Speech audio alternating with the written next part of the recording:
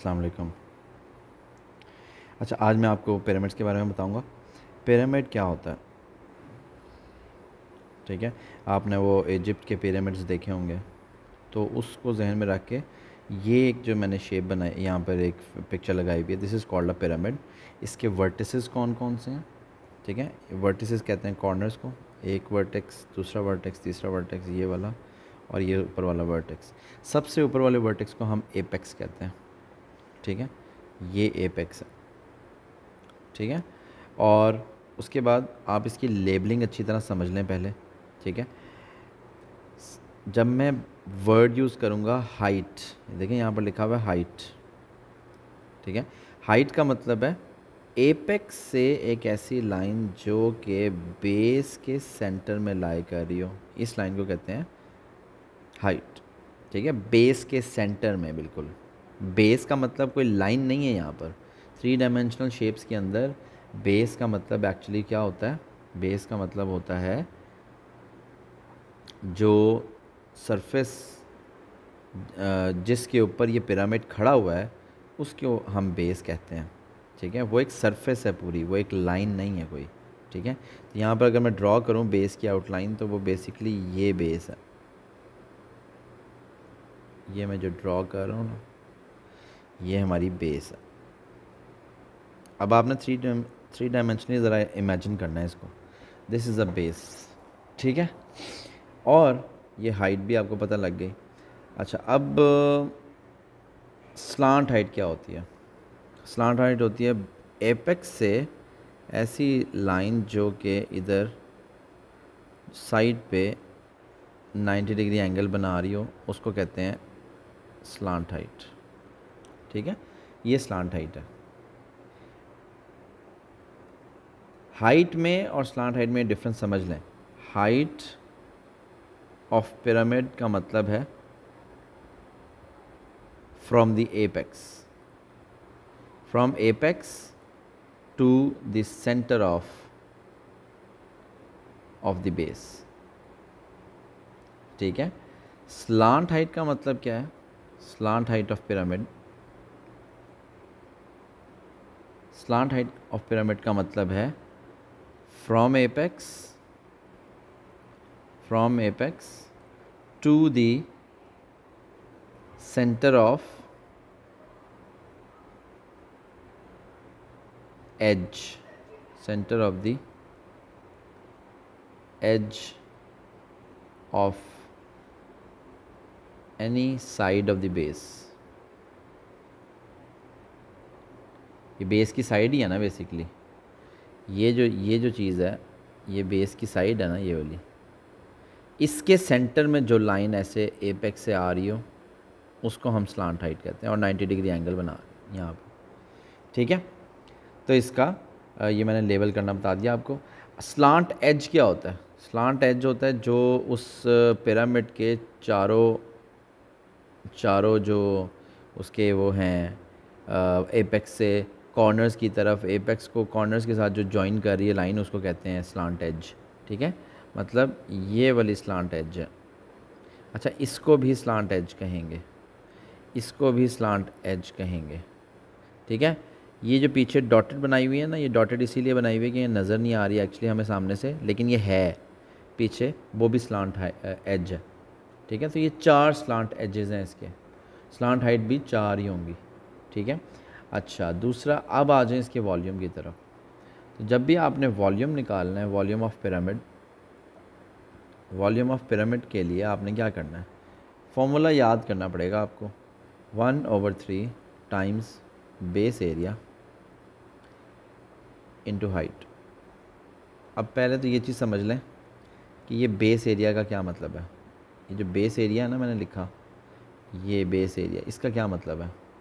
इसका मतलब हमेशा ये जो मैंने आप बना कर दिया था ना आपको, पहले बेस डिसाइड की थी मैंने कहा था ना सरफेस होती है, ये नीचे वाली जो सरफेस है ना, इसको हम बेस कहते हैं। और बेस एरिया का मतलब है इस जगह का एरिया चाहिए मुझे। एरिया के लिए आपने ये देखना है कि इसकी शेप कौन सी है, ठीक है। सबसे पहले आपने ये देखना है कि उसकी शेप कौन सी है। तो बेस एरिया के लिए पहले आइडेंटिफाई द शेप। शेप क्या है?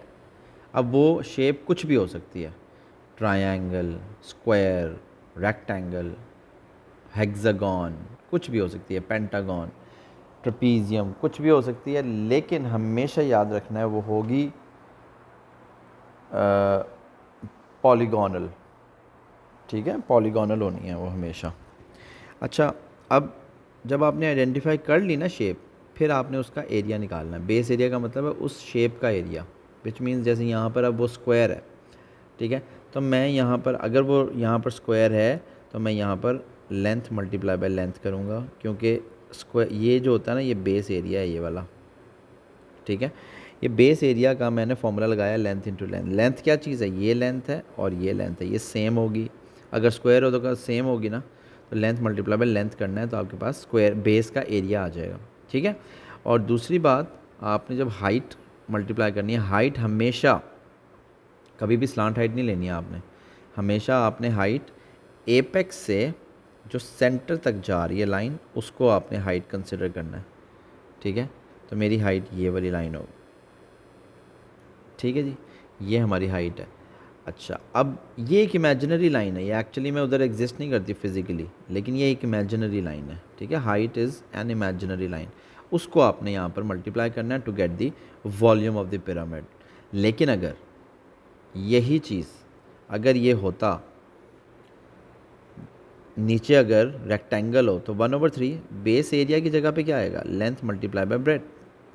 लेकिन हाइट तो सेम रहेगी, लेकिन यहाँ पर अब ये ब्रेथ होगी, विच मीन्स ये लेंथ से डिफरेंट होगी। ठीक है, तो उस केस में आपने लेंथ मल्टीप्लाई बाय ब्रेथ करना है।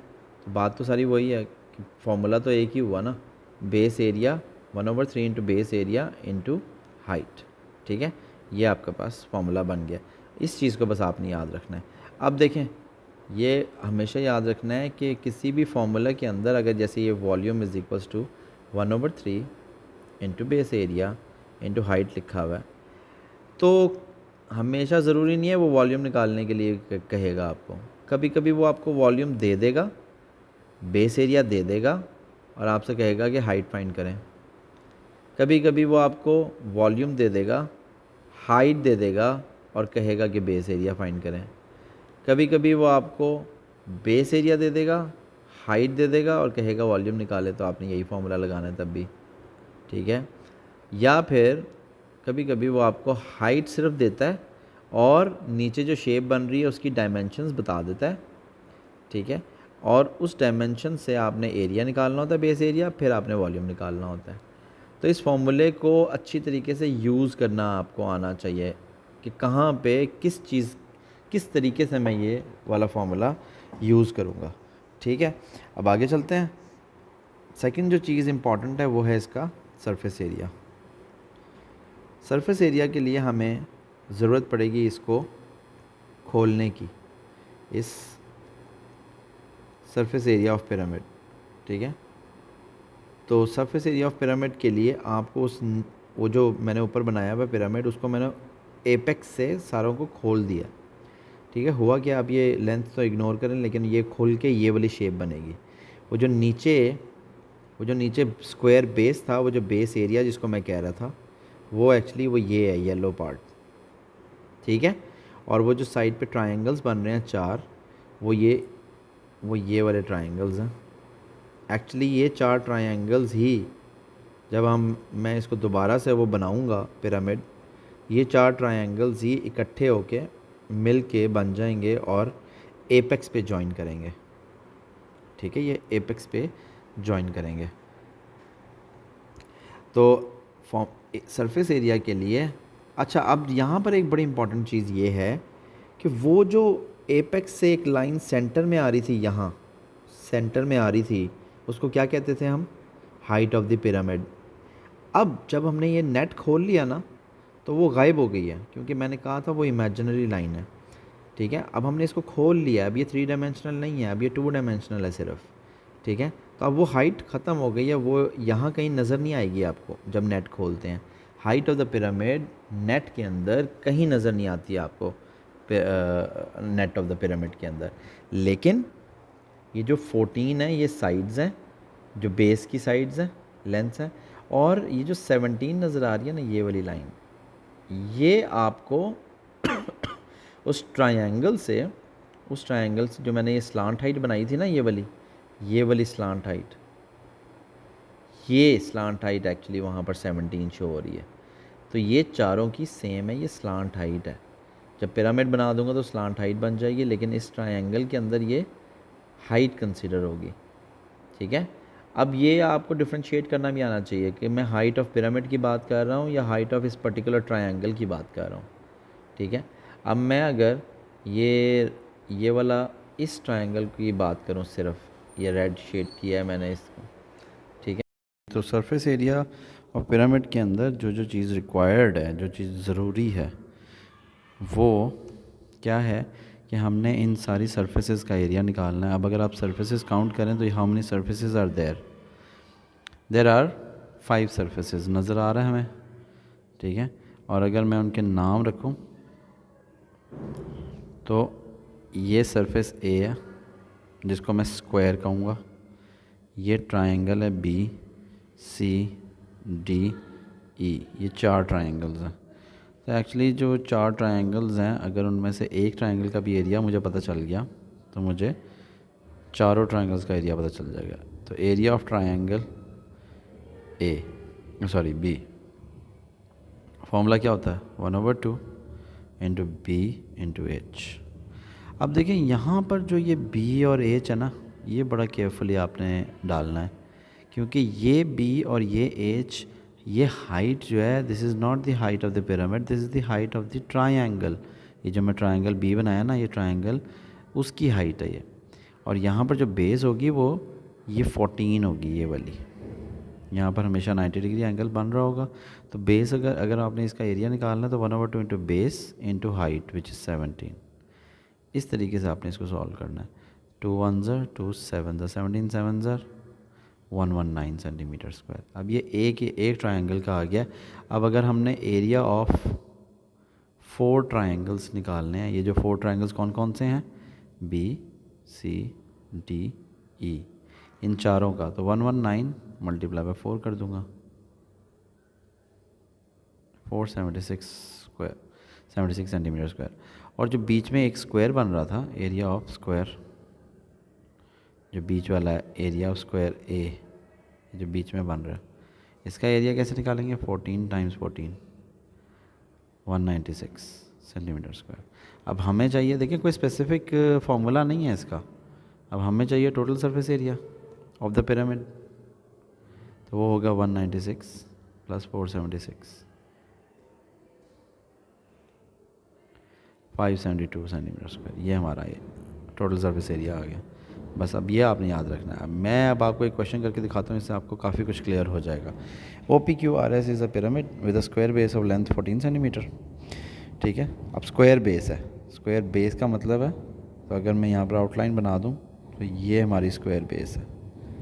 वर्ड्स के ऊपर गौर किया करें, जो जो वो उसने लिखे हुए हैं क्वेश्चन में, ये स्क्वायर बेस है। स्क्वायर बेस का मतलब है अगर ये PQ 14 है तो ये भी पूरी 14 है। ठीक है ना, लेकिन यहाँ पर उसने given that the slant height of the pyramid is 17 centimetre. अब ये स्लांट हाइट 17 सेंटीमीटर है। उसने कहा जी draw its net and hence find its total surface area. अगर मैं इसका नेट बनाऊँगा तो बीच में एक स्क्वायर बनेगा, क्यों, इसकी ये 14 है, ये भी 14 है। क्यों स्क्वायर है, क्योंकि उसने कहा था स्क्वायर बेस है। और बाकी 4 ऐसे यहाँ पर साइडों पे ट्रायंगल्स बन जाएंगे इक्वल साइज़ के। इक्वल साइज़ के क्यों हैं, क्योंकि स्क्वायर बेस है। अगर स्क्वायर बेस ना हो ना तो फिर इक्वल नहीं होते, फिर 2 इक्वल होते हैं और 2 दूसरे इक्वल होते हैं, लेफ़्ट और राइट वाले इक्वल होते हैं। और अच्छा, अब इसके अंदर अगर मैं इधर हाइट लगाऊं, स्लांट हाइट जो होती है ना, वो जो स्लांट हाइट है ना ऊपर जो 17 लिखी हुई है, वो इधर आ जाती है, ये 17, तो इसकी हाइट आ गई। ठीक है जी, अब ये नेट बन गया, इसका आपने सरफेस एरिया निकालना है। ये तो ये ऊपर वाला जो मैंने किया है ना, ये वाला, ये सरफेस एरिया इसी का, ये बेसिकली डायमेंशन सेम है, तो इसका टोटल सरफेस एरिया निकाल लेंगे हम। अगर लेट्स से इसी का मैंने अगर निकालना हो वॉल्यूम, इसी पिरामिड का मैंने वॉल्यूम निकालना हो, ठीक है, तो वॉल्यूम के लिए फॉर्मूला क्या होता है, 1/3 into base area into height. So 1/3। अब बेस एरिया तो बहुत आसान है, नीचे स्क्वायर बेस है तो 14 मल्टीप्लाई बाय 14। हाइट, ये जो हाइट होती है ना ये पिरामिड की हाइट होती है। कौन सी हाइट है इसमें? हाइट ये होगी, यहाँ से बनानी पड़ेगी मुझे ऐसे, जो इसके सेंटर में आएगी। वो तो नहीं है मेरे पास, ठीक है, सेंटर में उसकी लेंथ तो नहीं है मेरे पास, ना क्वेश्चन में दी हुई है उसने। But can I find it? I can find it by constructing a triangle like this. ये एक ट्राइंगल बना, ये हमेशा एक राइट एंगल ट्राइंगल होगा, ठीक है। ये ट्राइंगल बन गया, इसकी लेंथ 7 सेंटीमीटर होगी। ये 7 सेंटीमीटर क्यों होगा? क्योंकि ये 14 है पूरी, ये एक्चुअली यहाँ से पूरी 14 ही है, तो उसका हाफ हो जाएगा तो 7 सेंटीमीटर आ जाएगा, ठीक है। अब आप पाइथागोरस थ्योरम लगा सकते हैं। 17 square is equal to 7 square plus height का square, 289 is equal to 49 plus 8 square. इधर आके माइनस हो जाएगा, 240 आ जाएगा, 8 स्क्वायर। ये स्क्वायर इधर जाके स्क्वायर रूट बन जाएगा, एच स्क्वायर रूट ऑफ 240। अब ये 240 का स्क्वायर रूट आएगा सब समथिंग 15 पॉइंट समथिंग, 15.4 ले लो, ठीक है। अब यही चीज़, ये वाला जो है, ये जो हाइट निकली है पिरामिड की, ये मैं इधर डाल दूँगा 15.4, ठीक है। इसको आप कैलकुलेटर में डाल दें और अपनी हाइट निकाल लें, दैट्स इट, क्वेश्चन हो गया आपका, ठीक है जी। समझ आ गई आपको? अच्छा, अब ये वाला देखें एक क्वेश्चन। लेट्स से मैंने इसका वॉल्यूम निकालना है, 1/3 multiply by base area multiply by height. Formula तो यही है ना, 1/3। बेस एरिया कैसे आएगा? अब इसकी बेस पहले हाईलाइट करें, कौन सी बेस है इसकी, जिस पे ये ज़मीन पे रखा हुआ है, बेस इसकी ये है बेसिकली। क्या शेप है? ट्रायंगल है, और यहाँ पर 90 डिग्री एंगल भी है, ठीक है। तो बेस एरिया के लिए मुझे इस ट्रायंगल का एरिया चाहिए। अभी आप ओ को छोड़ दें, अभी आप 5 मीटर को छोड़ दें, 5 कुछ नहीं है अभी, अभी सिर्फ आप नीचे XYZ ट्रायंगल को देखें। वो एक ट्रायंगल है, उसका एरिया कैसे आएगा? 1/2 इंटू बेस इंटू हाइट। अब ये जो बेस इंटू हाइट है ना, ये वाली, ये ट्रायंगल की बेस और हाइट है, और ये जो कैपिटल H है ना, ये पिरामिड की हाइट है, जो कि उसने दी हुई already 5। 1/3 1/2 into base 4 into 7 into 5। बस अब इसको सॉल्व करें, 2 1 ज़ा 2, 2 ज़ा 14, 14 इंटू 5 70, 70/3। ये इसका वॉल्यूम आ गया, दैट्स इट, ठीक है। अच्छा, अब हमारे पास इतनी इनफ इन्फॉर्मेशन नहीं है कि हम इसका सरफेस एरिया भी निकाल सकें, और वो हो भी नहीं, निकल भी नहीं सकता, क्योंकि इसके जो 3, अगर मैं इसका वो बनाऊँ ना नेट, तो वो कुछ ऐसा बनेगा।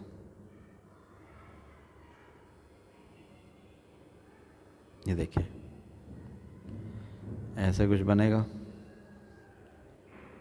ऐसा कुछ बनेगा, ठीक है। ये वो सेंटर था जहाँ पे वो 5 ओ से जो 5 आ रही थी ना, वो ये है, ठीक है। लेकिन अब हम 7 ये है, ये 4 है, और मुझे इस चीज़ की लेंथ नहीं पता, ये वाली चीज़ नहीं पता कितनी है, ठीक है। अच्छा, अब अगर मैं, आप कहते हैं अगर मुझे, अब देखिए ये 3 ट्रायंगल्स जो है ना, मैं इसको भी अगर मैं ट्रायंगल्स में डिवाइड करूँ, तो अगर मैं इसको A कह दूँ, इसको B सरफेस कह दूँ, इसको C कह दूँ, इसको D कह दूँ, ये सारी सरफेसेस सेम नहीं है, सारी डिफरेंट हैं। तो डिफरेंट के लिए मुझे इसका एरिया अलग अलग निकालना पड़ेगा सबको, ठीक है। एक का निकाल के 3 से मल्टीप्लाई नहीं कर सकता मैं, ठीक है। तो यहाँ पर इनफ इन्फॉर्मेशन नहीं है कि हम इनके एरियाज़ भी निकाल सकें, ठीक है। अब ये देखें, VPQRS is a rectangular pyramid with PQ 10, QR 6, given that the volume of the pyramid is 100। अब देखिए उसने ऑलरेडी वॉल्यूम दे दिया, हमने क्या निकालना है? Find its height, VO। तो वॉल्यूम का फॉर्मूला क्या होता है? 1/3 बेस एरिया इंटू हाइट, ये फॉर्मूला, ठीक है। तो V की जगह पे क्या लगाएंगे? 100, 1/3 बेस एरिया क्या है? अब base area again rectangle, base को हाईलाइट कर दें, ये हमारी बेस, क्या शेप है इसकी? ये रेक्टेंगल बन रहा है, रेक्टेंगल का एरिया लेंथ इंटू विड्थ होता है, लेंथ 10 है, विड्थ 6 है, हाइट इसकी कितनी है वो हमने निकालनी है। अब जो चीज़ 3 1 3 जो कैंसिलेशन हो रही है वो कर सकते हैं आप, 100 बोल के नहीं, 20 इंटू एच, ये 20 उधर जाके डिवाइड हो जाए, एच इज इक्वल्स टू 5, ये एच की वैल्यू 5 आ गई, दैट्स इट। सही है, नेक्स्ट क्वेश्चन पे चलें। V P Q R S is a pyramid with rectangular base of sides 10/8। अब देखें इसके अंदर भी हाइट पहले निकालनी है हमने, उसने हमें वॉल्यूम ऑलरेडी दे दिया। लेकिन जब भी वो हाइट निकालने के लिए कहेगा ना, तो या तो सरफेस एरिया या तो हाइट खुद दे देगा आपको, उसके बगैर निकल ही नहीं सकती। अब हमें ये हाइट निकालनी है, ठीक है। फॉर्मूला वही होता है ना, 1/3 बेस एरिया इंटू हाइट, ठीक है। तो वॉल्यूम कितना है 180, 1/3 बेस एरिया कैसे आएगा 10 इंटू 8 करके आएगा, और एच तो ये हम उधर ले जाते हैं 180 multiply by 3 over 10 multiply by 8, जो उधर मल्टीप्लाई हो रहा है इधर आके डिवाइड हो गया, जो इधर डिवाइड हो रहा है उधर जाके मल्टीप्लाई हो गया, ठीक है। बाकी इसका आंसर अब आप खुद निकाल लें, ये 0 0 कट गया, 2 4 ज़र 2 9 ज़र, ठीक है। 27/4 ये आता है 6.25, 6.75, ये हमारे पास हाइट आ गई इसकी 6.75, ठीक है।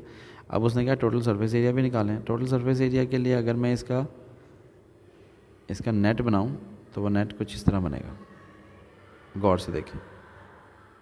ये अब ये वो सिचुएशन आ गई है जब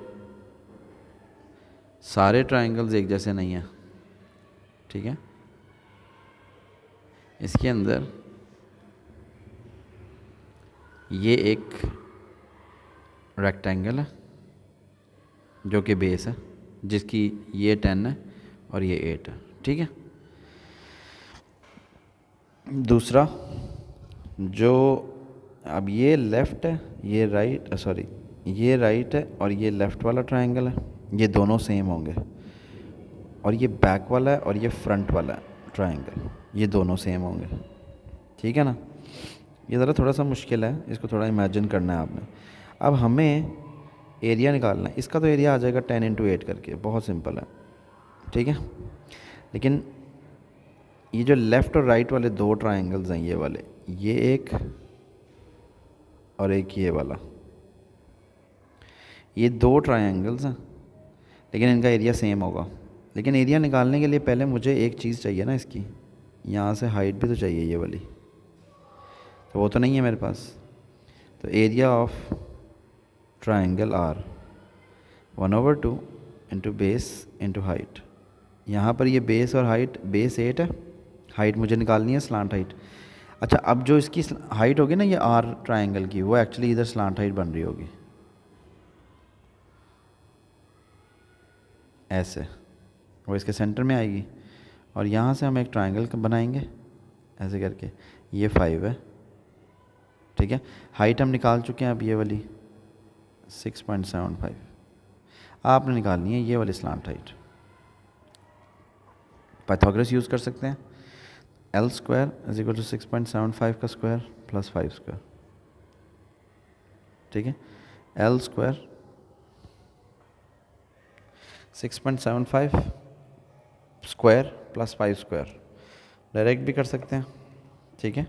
आप कैलकुलेटर में डाल दें बस, ये कैलकुलेटर आपको वैल्यू दे देगा ना। तो मेरे पास 6.75 स्क्वायर प्लस 25 वो आता है 70.5625। एल की वैल्यू निकालने, स्क्वायर रूट लेना है 70.5625, वो कितना आता है 8.4। तो इसकी जो स्लांट हाइट आती है यहाँ पर, ये 8.4 आ गई। तो इसका मतलब है वो जो एरिया मैंने निकालना था ट्रायंगल का, वो यहाँ 8.4 डाल दूँगा। तो 8.4 मल्टीप्लाई बाई 4 वो आ जाएगा 33.6। अच्छा, इसको मैं मल्टीप्लाई बाई 2 कर दूँगा, क्यों? क्योंकि area of L and R दोनों का मिला के ये हो जाएगा 67.2 सेंटीमीटर स्क्वायर। ये एरिया किन किन का हुआ है मैं शेड कर रहा हूँ। ये जो हमने एरिया निकाला है ना अभी, ये इस ट्रायंगल का, ठीक है, और इस ट्रायंगल का हुआ है।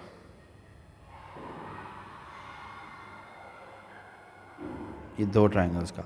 अब हमें, और ये जो ये वाला एरिया था ये तो हमें पता ही है 10 इंटू 8 करके 80 आ जाएगा, सही है। हमें एक्चुअली में अब इस ट्रायंगल का एरिया चाहिए, इस ट्रायंगल का एरिया चाहिए,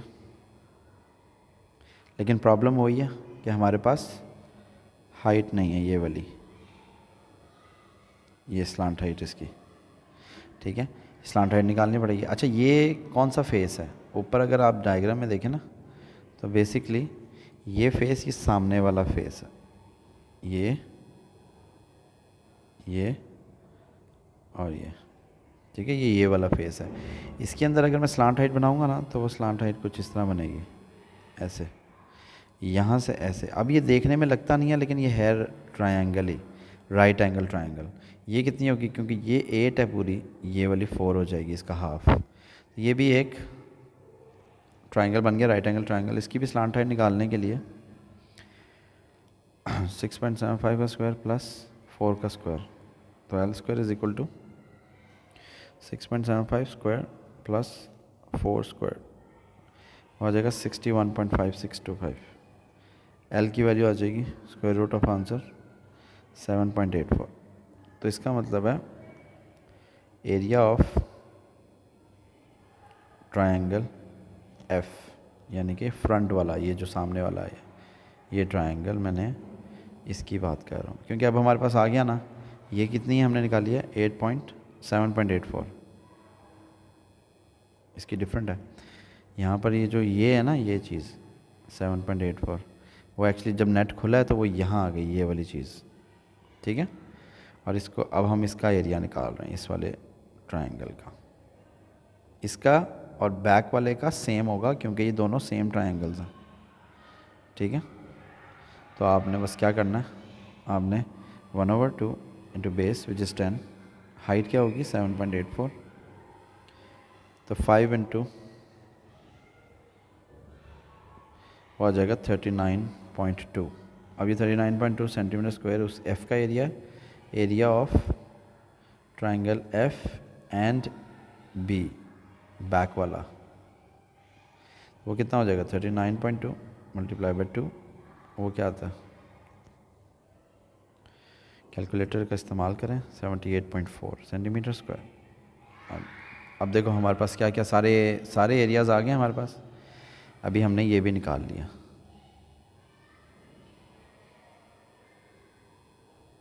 ये वाला भी एरिया निकाल लिया। तो अब हमारे पास सारे एरियाज़ हैं। Total surface area